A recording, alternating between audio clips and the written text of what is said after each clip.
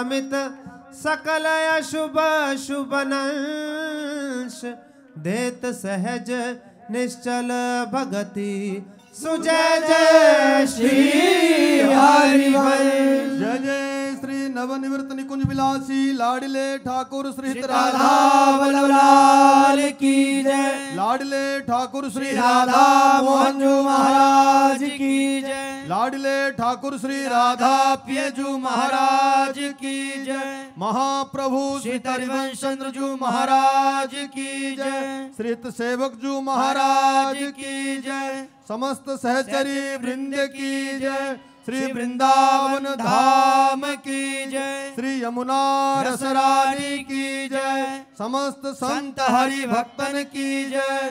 श्री सद्गुरुदेव भगवान की जय। जय जय श्री राधे श्याम।